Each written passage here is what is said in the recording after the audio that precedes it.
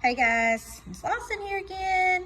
We are going to continue reading The Wild Robot today. I'm excited. I have not read this chapter. I'm going to try to do a couple chapters in this little video because they are so short. So Tuck, you ready to read? Tuck, wake up. It's time to read. It's time to listen. Okay? It's time to listen. Okay, we'll see if that keeps Tuck. There you go. He's ready to listen. All right, guys. We're going to start with chapter 10, The Reminder. Remember, if you want to track with me, guys, before I start reading, if you want to track with me, you can. If you just want to close your eyes and visualize, you can do that too. Or if you want to get a pencil and paper, crayon, and illustrate as I read, that's also a great idea. Okay, here we go. Chapter 10, The Reminder. I should remind you, reader, that Roz had no idea how she'd come to be on the island. She didn't know that she'd been built in a factory and then stored in a warehouse before crossing the ocean on a cargo ship. She didn't know that a hurricane had sunk the ship and left her crate floating on the waves for days until it finally washed ashore.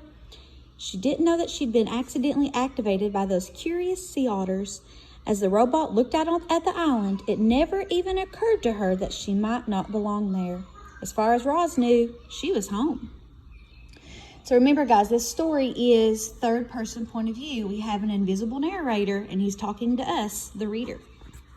And that's the end of chapter 10. Chapter 11, The Robot Sleeps. Roz stood on the peak and watched the sun sink behind the ocean.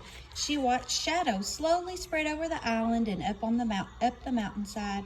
She watched the stars come out one by one until the sky was filled with a million points of light. It was the first night of the robot's life. She activated her headlights. Then suddenly bright shafts of light were beaming out from her eyes and illuminating the whole mountaintop. Too bright, so she dimmed them. Then she turned them off and sat in the darkness and listened to the chorus of nighttime chirps. After a while, a robot's computer brain decided it was a good time to conserve energy.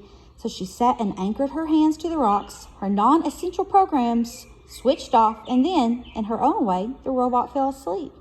So guys, she is saving her energy. To conserve energy, that means to save energy. So she's kind of like she's turning off all of her apps that she doesn't need. So when it says she anchored her hands to the rocks, what does that mean? She is holding on tight to the rocks, isn't she? And guys, that was the end of chapter 11. I'm going to do one more chapter in this video. Chapter 12, The Storm. Roz felt safe up on the mountaintop, so she spent the next few days and nights perched on the peak. But everything changed one afternoon when a low-flying cloud crept up the mountain and Roz found herself surrounded by white. Then the world faded back into view. I'm sorry, guys, I made a mistake. When the world faded back into view, she noticed more clouds floating south past the island.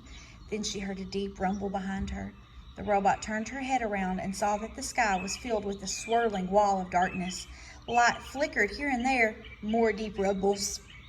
A storm was approaching, and it wasn't just any storm. It was as fierce as the one that had sent the cargo ship to the ocean floor. When the wind picked up and the first drops of rain tapped against the robot, it was time to go. Roz unclamped her hands and began sliding down the peak. So guys, she is sliding down the mountain, isn't she?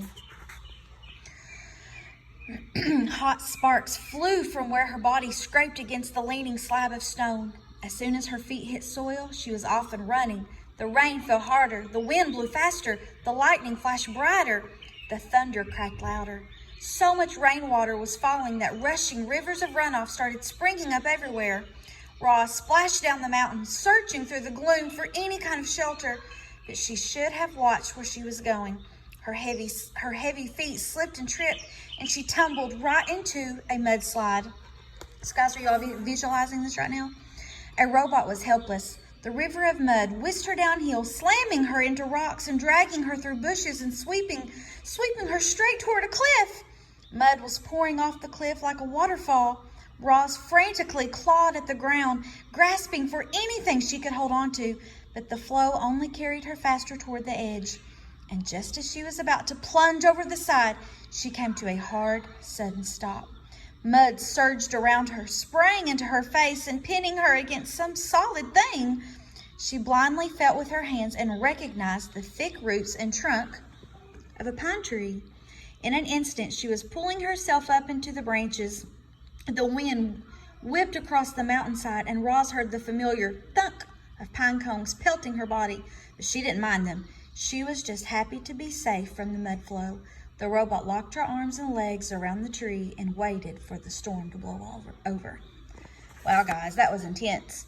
So she has been through so much already, and now the storm almost really hurt her again. So we'll find out in the next video if she's okay. All right, thanks for listening.